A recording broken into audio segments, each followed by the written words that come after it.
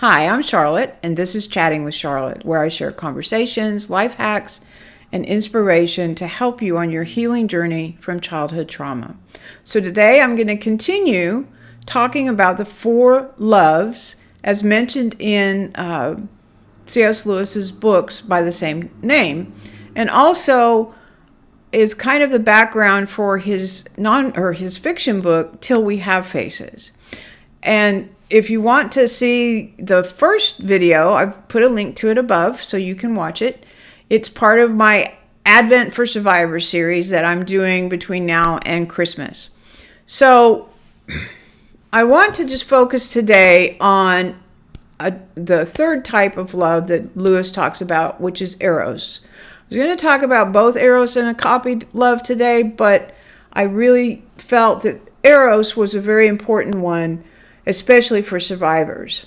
Because Eros is best described as falling in love. And we see it in romantic movies, we read about it in romances, and it's the thing of love songs, and it's this euphoria that we have where we just cannot live without the person.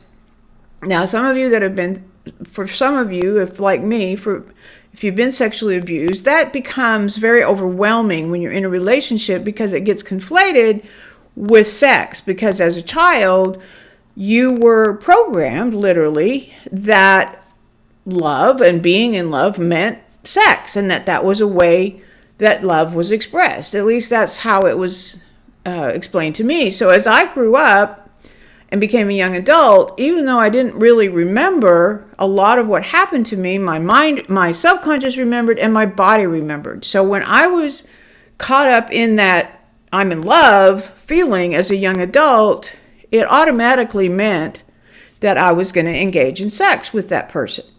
And sometimes it was that behavior that actually pushed the person away.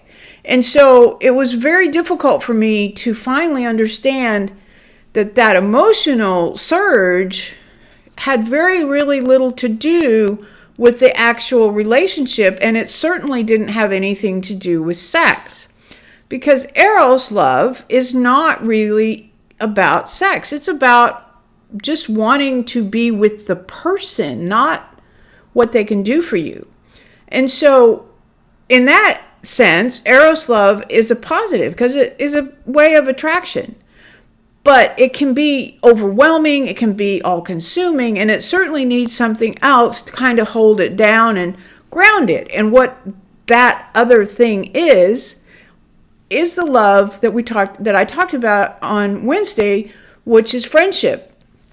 The type of love where you just enjoy the company of the other person, that you enjoy common things with them, or you enjoy watching them do things that they enjoy. And that kind of love sometimes evolves into a more passionate kind of love that leads to Eros.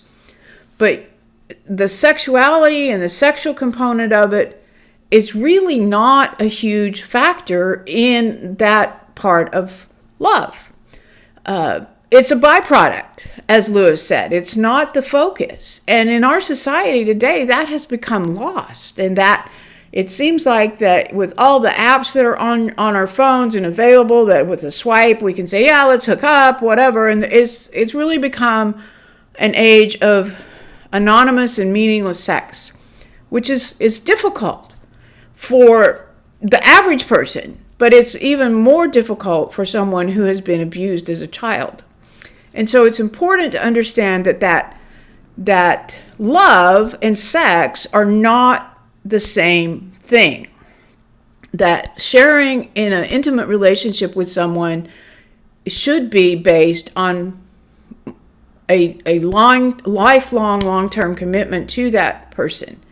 And biblically speaking, it should be reserved for marriage, because that is the ultimate commitment of love to someone else. But it's hard to reach that understanding when you've grown up in an abusive environment. And so as you look at Eros and that feeling that maybe comes up when you meet someone, it's important to do a check within yourself and really stop to think, What is it that I like about this person? Why is it that I want to be with them? Do I want to just satisfy my pleasure need, or am I really enjoying their company?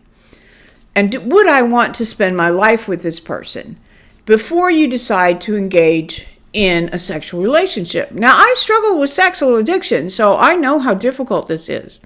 But it is a step, and it is a step towards being whole. So I just hope that you'll consider that, and that you will ask questions if you have them, comment, share, and subscribe.